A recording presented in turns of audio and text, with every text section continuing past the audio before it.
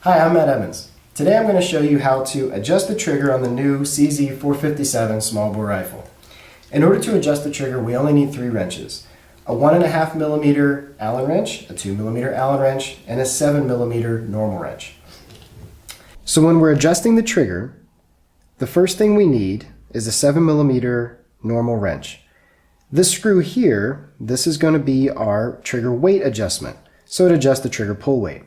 First thing we do is we loosen up the nut, which is here on the screw.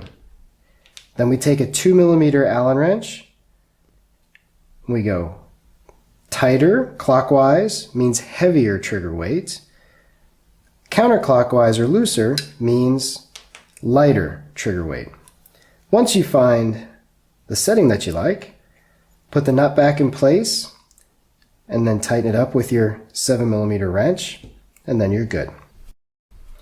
So the next is the adjustment for the over travel after the shot breaks. Same thing, 2mm wrench. When we loosen the screw, it brings the trigger more forward, so that means less travel after the shot breaks. To tighten the screw is to move the trigger backwards, which means more travel or more allowment for movement after the shot breaks.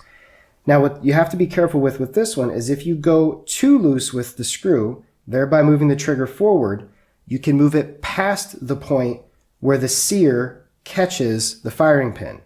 That means that the bolt will not catch the firing pin. In this case, it's still fine.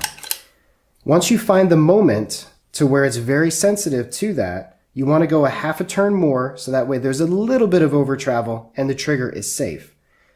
The last screw is the bottom screw here on the trigger. This adjusts the movement before the shot, essentially your first stage distance.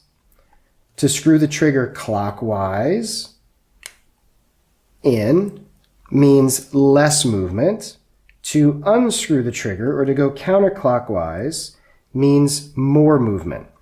So on this one, you also have to be careful with this. If you go too tight with the movement, you go past the moment where the shot breaks, thereby the firing pin will not catch the sear.